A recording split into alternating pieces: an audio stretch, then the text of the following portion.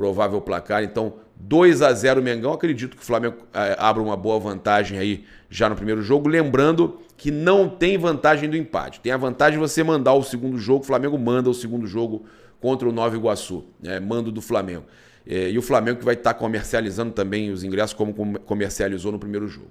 Vamos falar desse impasse financeiro entre Flamengo e a Caixa Econômica Federal sobre o terreno do gasômetro, considerado aí o ideal pela diretoria do Mengão para construir o seu estádio. Segundo o GE, o argumento por parte da diretoria do Flamengo é o valor por metro quadrado cobrado pelo banco em uma área próxima, mencionada em um documento do Fundo de Investimento Porto Maravilha. Tá? A Prefeitura do Rio já relatou que o valor pago é referente a uma fração do terreno, do terminal Gentileza, e não aos 77 mil metros quadrados completos, como divulgado recentemente. Sendo assim, o preço médio resulta em 1,53 por metro quadrado, 1.533 por metro quadrado.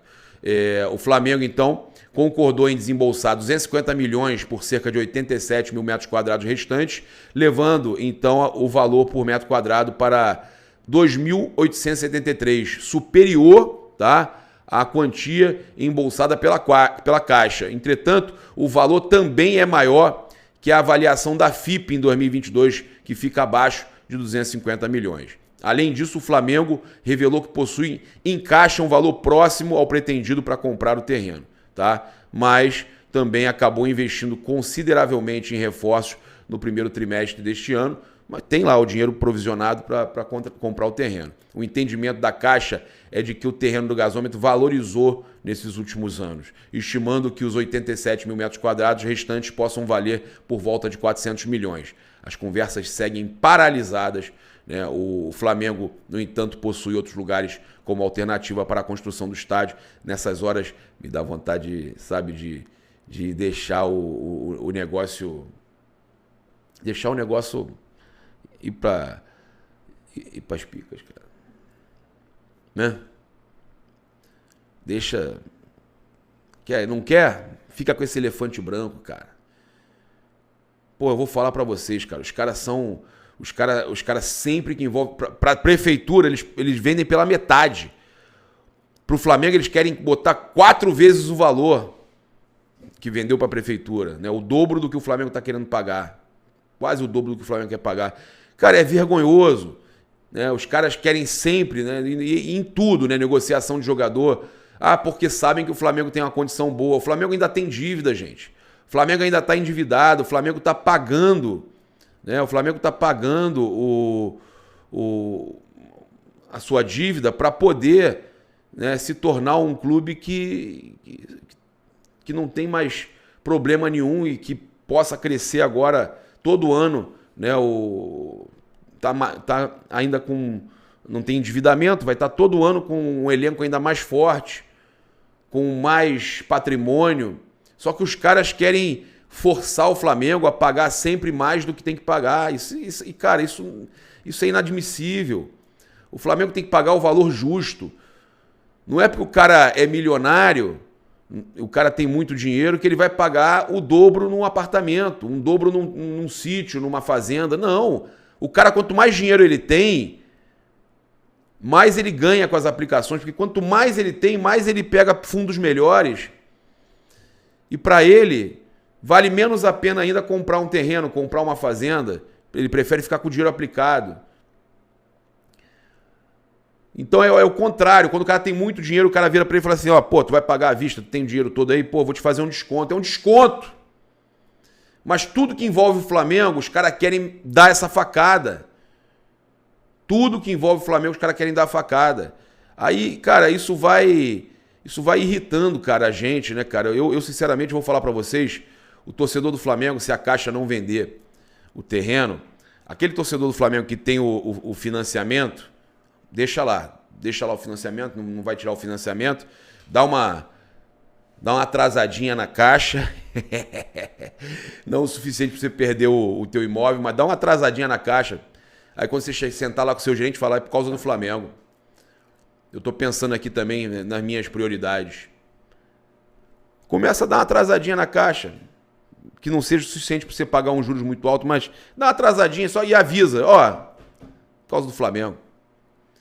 Ou você que estava com a sua conta aí bem movimentada, com dinheiro aplicado, você tem conta na Caixa, cancela.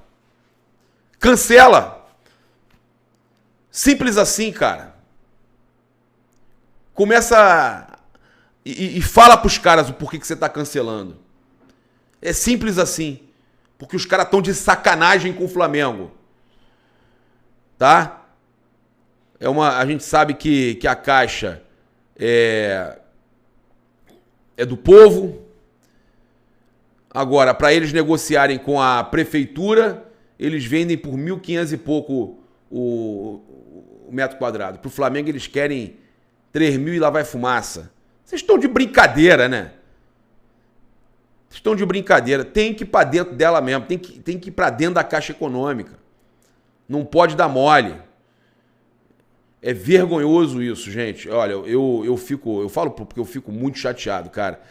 Esse tipo de situação aí, eu vou falar aqui agora da questão do Reinier Jesus, mas esse tipo de situação aí me deixa, cara, desgostoso, sabe? Você vê que os caras realmente só querem ferrar o Flamengo. E que foi tantos anos patrocinadora do Flamengo, né? Mas só quer ferrar o Flamengo. É brincadeira. Ó, e fica até o final do vídeo aí que a gente vai ter aí uma entrevista do Mário Jorge, a segunda parte da entrevista do Mário Jorge, né, com Gabriel Orfan e Luiz Gustavo, nossos repórteres, ficou espetacular.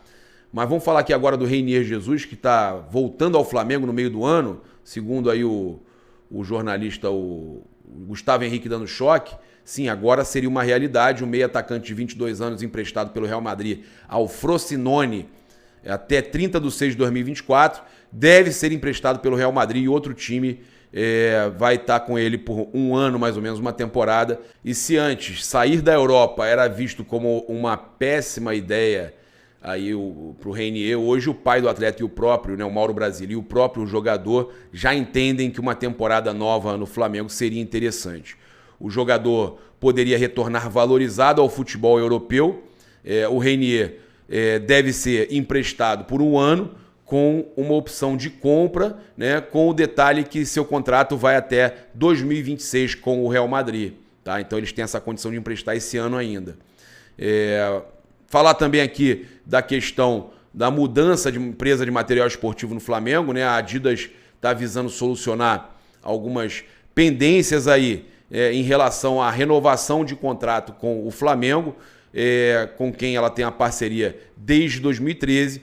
Então a marca esportiva realizou uma proposta aí ao mais querido, mas não obteve sucesso. Tá? O Flamengo negou a primeira proposta, isso porque a diretoria rubro-negra entendeu que não era o que eles queriam, poderia ser algo melhor, tá? E então negaram a proposta da empresa alemã. O entendimento do Flamengo é de continuar acompanhando o mercado e de receber mais alguma proposta que acabou chegando, né? A Adidas começou então a negociar com o Palmeiras, em conversas com o time de Abel Ferreira. A empresa ofereceu os mesmos itens e preços que produz para o Flamengo, como por exemplo a camisa Authentic. A empresa alemã também ofereceu valores de royalties próximos aos ofertados para o Flamengo.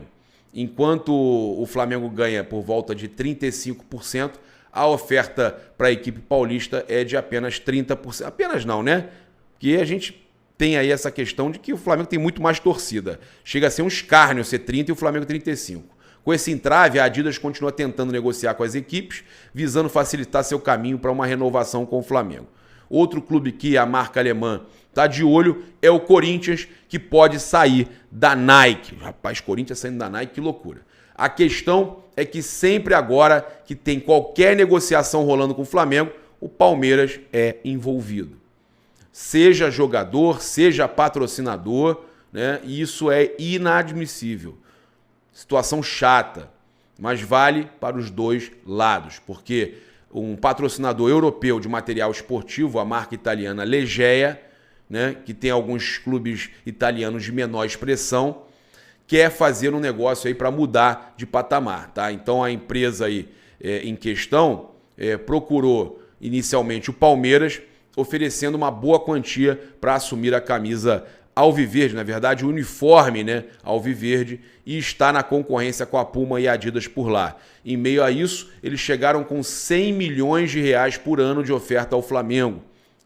E essa proposta pressiona ainda mais a Adidas, tá? A diretoria do Flamengo, óbvio, quando se trata de material esportivo, não pode apenas pensar em valores, pois essa questão de material esportivo mexe diretamente com o visual e tem as questões de tradição, qualidade e distribuição envolvidas.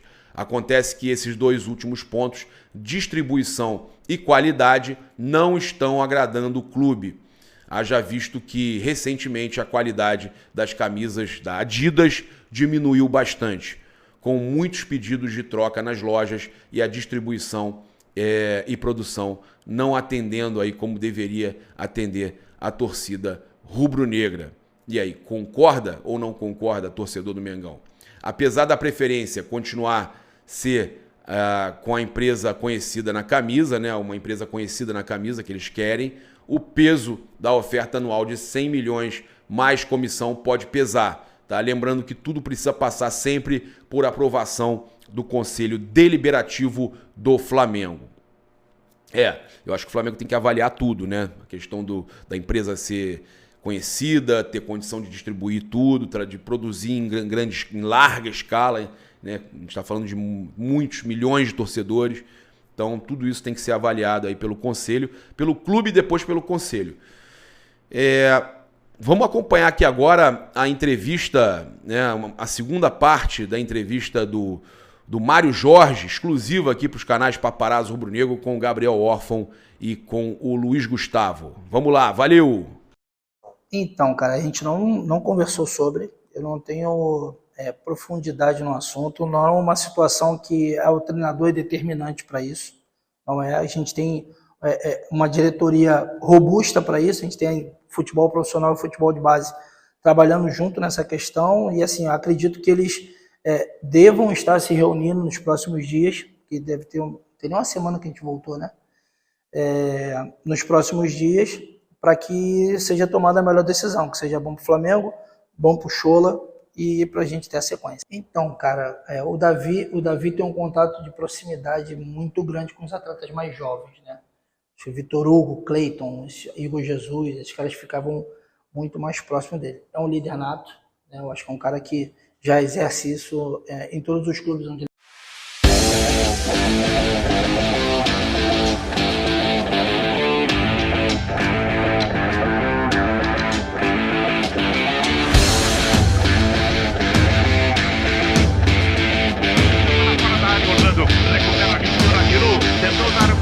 Bateu no zagueiro, voltou para aqui, tem Beto, é gol!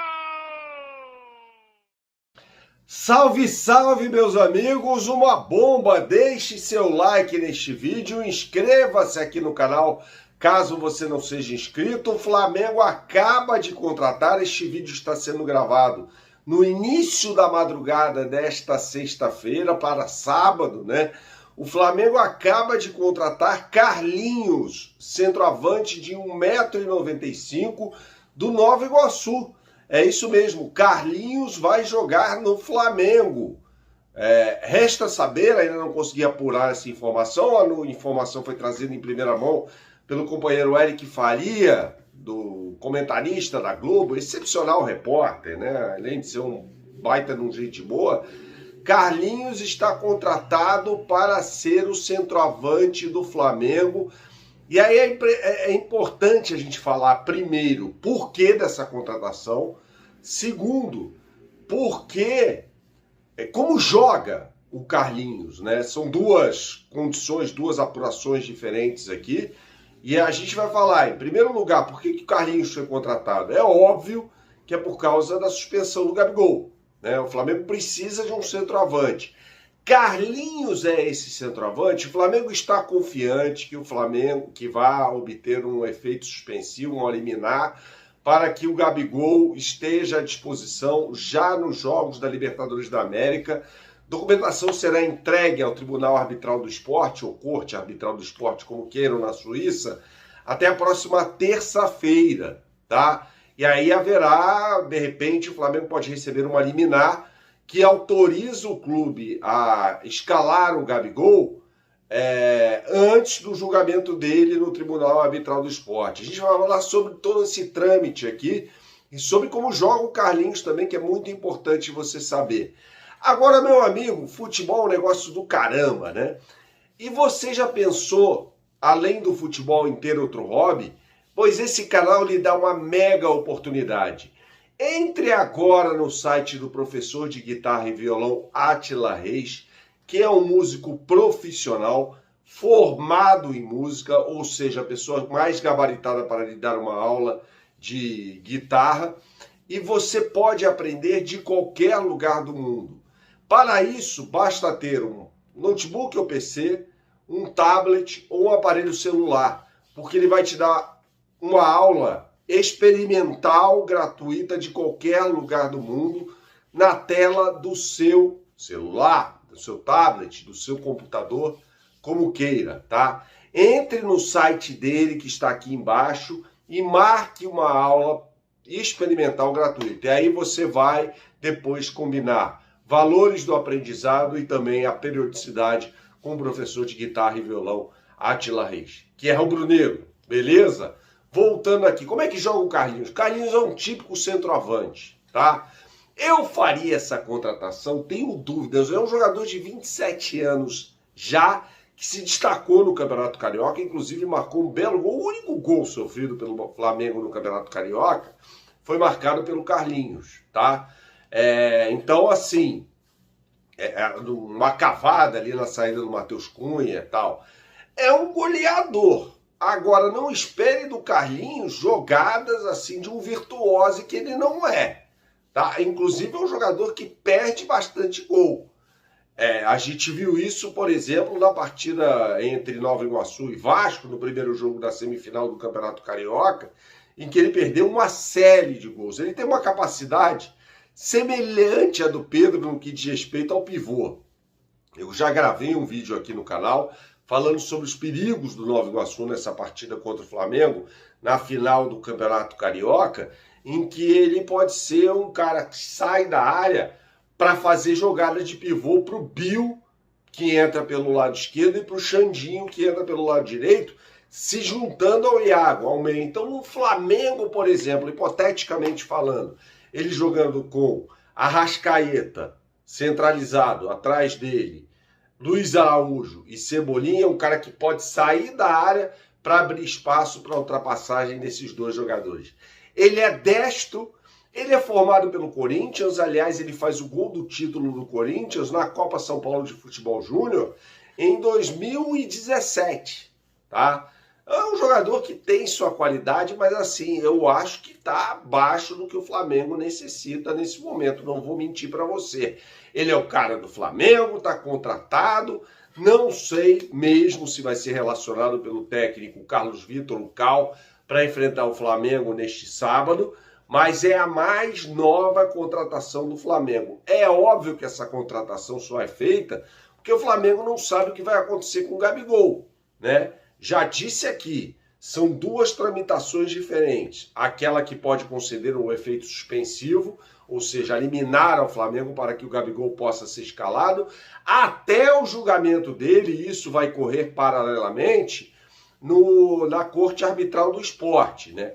Lembrando que o Gabigol, para contextualizar, foi condenado a 2 anos de suspensão devido à tentativa de fraude no exame antidoping.